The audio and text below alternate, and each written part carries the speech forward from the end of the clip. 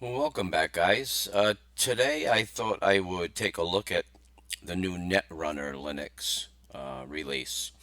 Now, this particular distribution is I'm not too familiar with, but I did a little bit of reading on their website. They do have two basic versions of their distribution. One is an Ubuntu slash Debian package management version, and then there's this one here, which is the Manjaro version with Arch package management.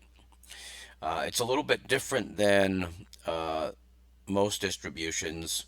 Some things are hiding a little bit, and you have to go dig them out. For example, couldn't find where to how to change the wallpaper. And basically, if you right click the desktop and go down into folder view settings, that's where you'll find all of the various desktops.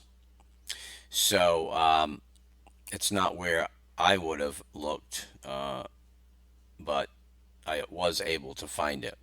And so you can change to any of these pre-configured wallpapers, or you can go into your folders. If you have a pictures folder and you want to use one of your pictures, you can do that. And there's a link here, I assume goes online to download new wallpapers.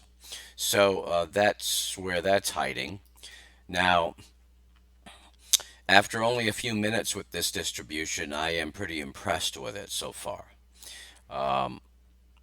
You can configure most everything. If you start at the bottom right in the system tray, the little menu icon here on the right with the three bars, that brings up a configuration for your panel. And that's where you can change the width by clicking on screen edge, but you can also change the height. So for example, you can make it very large and you can shrink it down very narrow. It's entirely up to you. You can leave it wherever you feel most comfortable. And so I will leave it right there. Now you can add widgets, add spacer. There are more settings, but this is where you configure your panel. And it's pretty nice. It's different, and I like it. I'm gonna keep this distribution on my hard drive for a little while so I can experiment a little bit more. So I'll close that out. Now then you've got your panel options and icon settings, the little gear that you see here. The information icon brings up new notifications. The clock brings up the calendar. The little up arrow brings up your status and notifications. So you can see instant messaging, clipboard, battery and brightness, device notifier, printers, K organizer, and updates. If I click on updates, system is up to date. And so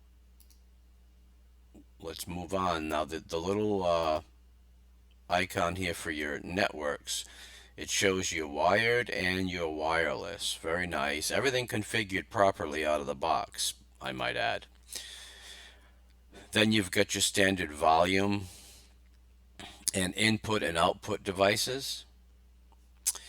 And you've also got a drop down terminal, which is very nice. A little bit different. I like it. And so let's move over to the left side. On the menu, you've got recent applications, recent documents, a collection of games. These are all out of the box, including Steam. Graphics, these are all out of the box. I haven't added anything here. You have GIMP, Gwenview, Krita is there. That's a paint program. K Snapshot, I assume, is a photo management program. I haven't taken a look at that yet, but I will. Internet, Firefox comes out of the box. Thunderbird, Skype, all the usuals. Multimedia, I did add Kazam and GUVC View. Everything else was there, so you have a good variety without overloading the system. Office is LibreOffice, Then you have settings. System settings brings up a nice menu for all of your configuration. Hardware detection, you've got the kernel. Now this is very similar to Manjaro. Tells you which kernel is running and installed, and then you can install other. This is the recommended kernel, 4.1.9. I'm going to leave that alone, but you could upgrade to the 4.2, but I don't see any need to do that right now. Okay, so let's go back to settings. You've got startup and shutdown. You've got all the usual items. Nothing that's difficult. I think if you are coming from a Windows environment, you'd feel fairly comfortable with this. System settings. You've got Dolphin as your file manager. Then you've got KDE Partition Manager. You've got console for your terminal. You've got Update Manager. Muon Discover is a software manager where you can take a look at software by category. So, for example, if you wanted to take a look in graphics, it would show you by category. So, if you go into photography, it'll bring up all the various photography applications. This is very well done. And where they have an icon or a little screenshot available, they show you what the application typically looks like.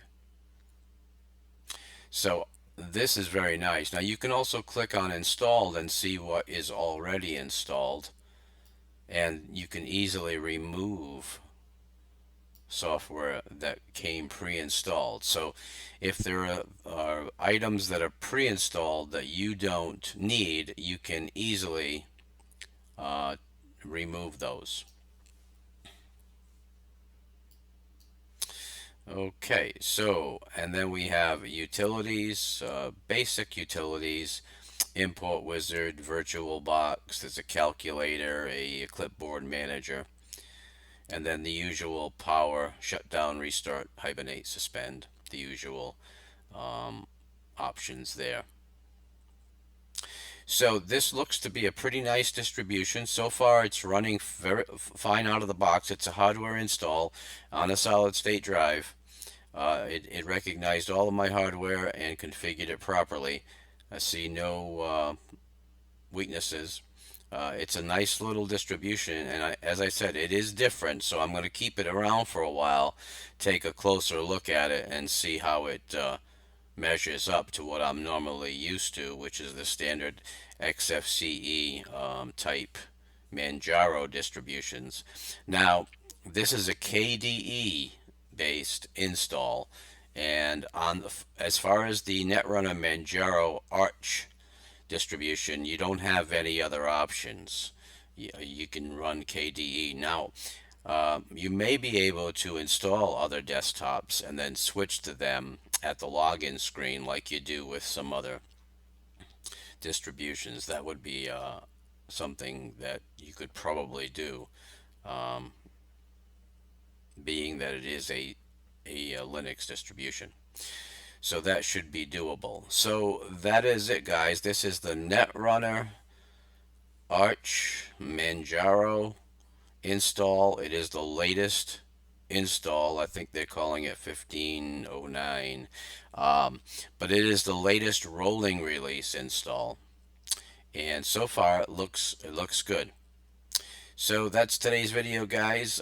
Please rate, comment, and subscribe. If you have any questions, put them into the comments section, and I'll try to help out. I tried to do a Neptune Debian install, but there were problems with the installer.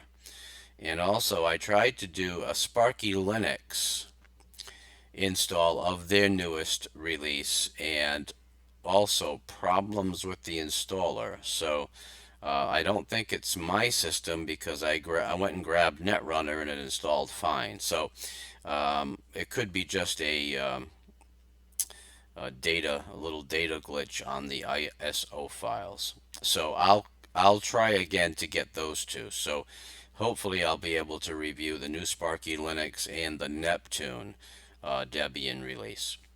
So that's it for now, guys. Take care, and I'll see you soon.